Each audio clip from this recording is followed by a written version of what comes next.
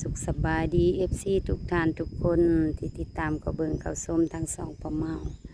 สบายดียามเที่ยงเด้อออกมาให้มานา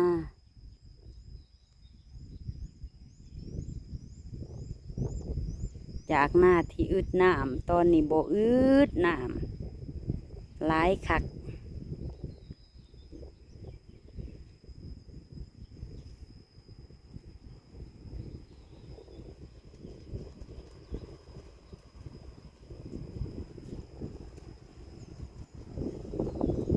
ออกมาว่าสิเพาะบอกที่บ่เพาะไปแล้ว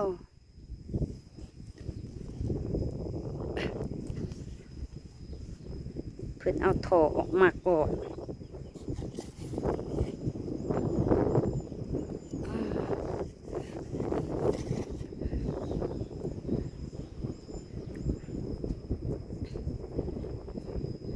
ฟังท่ออยู่2 จุดท่อระบายน้ำยังอีกไห้หนึ่งยังบ่ได้ท่อ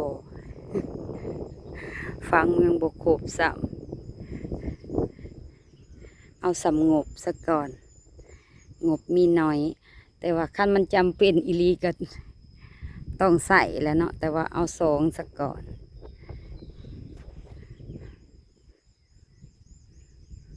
ต้องใส่แบบได้บ่มีกระเซ็นแล้วบัดนี้ค่ะมันจำเป็นเนาะแต่ว่าตอนนี้ใส่2เดี๋ยวสิขึ้นไปเบิ่งตะกะคันนี้ก็ยังบ่งามดอกแปลงได้บ่งามมันบ่สะดวกเนาะมันบ่คือหน้าแล้งอันนี้มันฝนมันตกแห้งล่ะมันเละตุ้มเป๊ะ เอาสำมันได้ตามสภาพเนาะ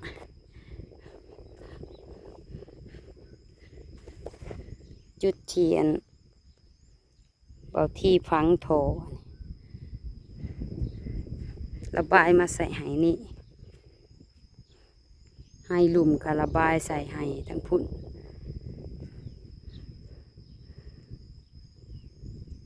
ขาลงใบประเมาสิไปเปิดน้ำเอาเขาให้นะขังไว้เนาะเพราะว่า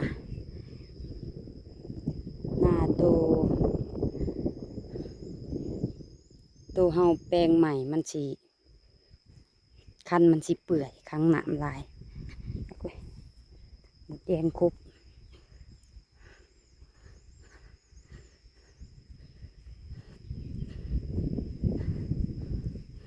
มาเบิ่งกะสักก่อน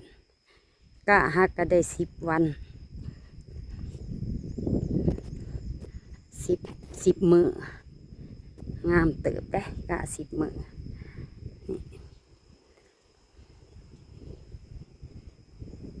มาเป่งน้ำมาเก็บหอยเพื่อว่าบ่ให้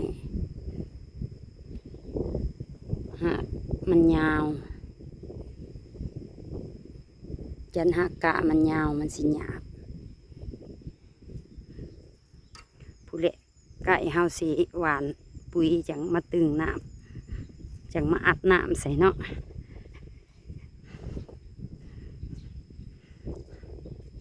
นี่กำลังงามเลยกะคือห่างแท้ยังว่าปลาเมาตกโอ้ยหลานมาคู่มาเกิดตกกะกับบทั่วบอนมันมีน้ำรถเบิ่งบ่เห็นตกบทั่วสัก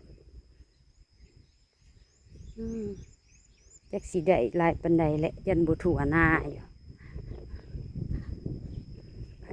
คันสิเอามาตกเพิ่มกับบ่เหมาะแล้วแหละยันได้หาโคกะเติมอยู่จองไว้แล้วล่ะกะจองไว้น้ำเสาเข่า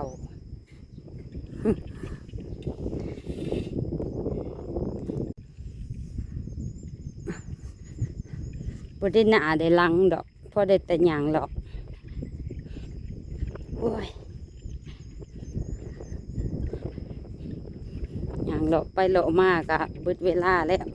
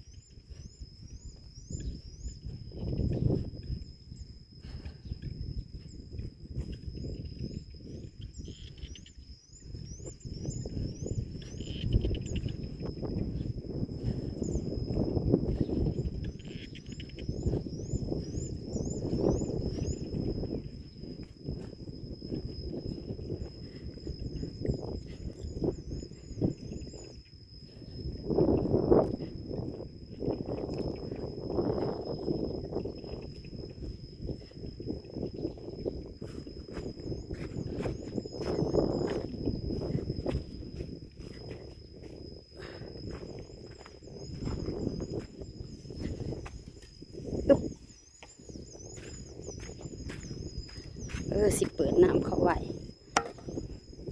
ปึ๊บเปิดเขาค้างไว้ให้นี่มันเป็นไหหน้าเก่าแล้วก็ขั้นเก่าอันนี้เป็นขั้นเบิกหัวปี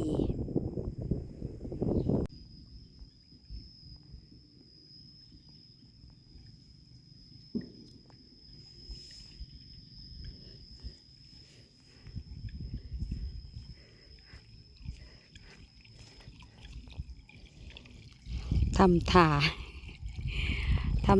ขั้นสิเจือนหยะเยอะผลงานเปิดเอาน้ำแล้วเปิดเอามาค้างไว้ให้นี่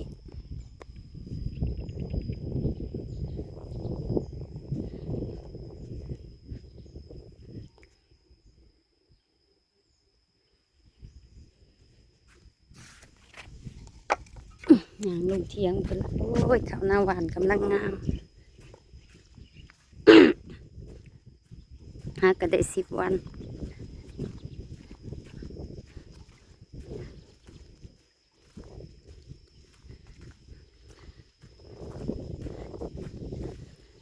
และมันสียาวๆได้1 เดือนจังสีมา3 บอนทีมันเน่าตายเปื่อยตายเน่าเนาะให้นี่บ่มีบ่อนระบายเลยจักสิเอาไปทางใดเบิกหน้าปัดตะแคงมาทางพี่แต่ว่าดินทางพี่มันสูงสิเบิ่งสิเอาไปทางใดๆอันนี้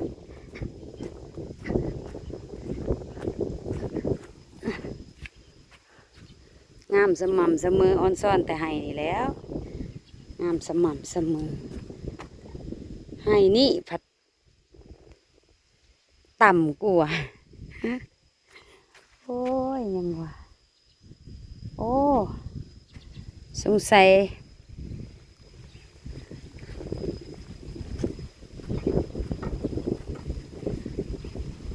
จักหน้าให้ได้สูงให้ได้ต่ำบัดนี้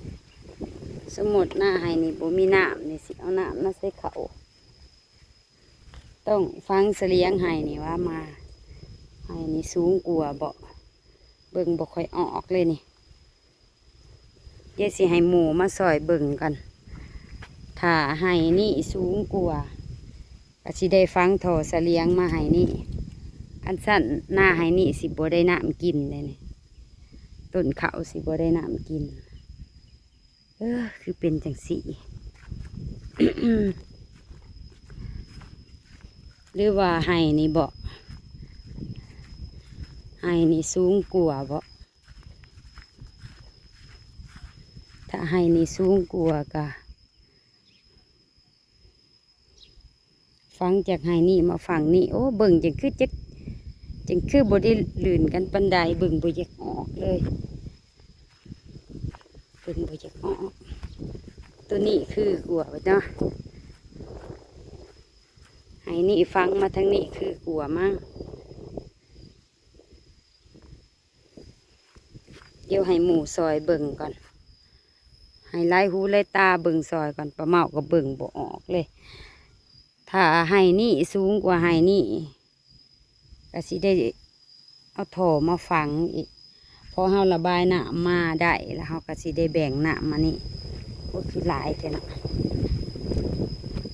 หลายบ่อนแค่นี้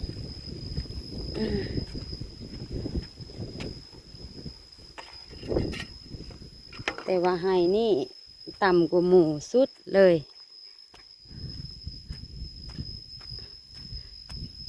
ต้องเอาลงมาทั้งพี่จังได้ดินมันบ่สม่ำเสมอเนาะมันธรรมศาสตร์นะต้องเอาลงทั้งพี่จังได้ให้เดียวเนี่ย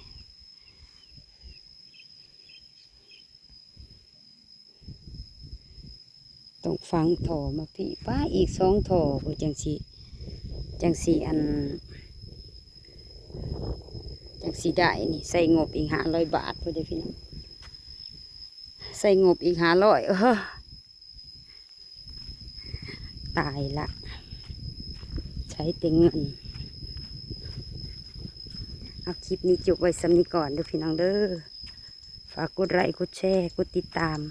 เป็นกำลังใจให้ป้าเมาในเด้อพอกันคลิปหน้าขอให้ทุกคนโชคดีมีความสุขสบายดีจ้า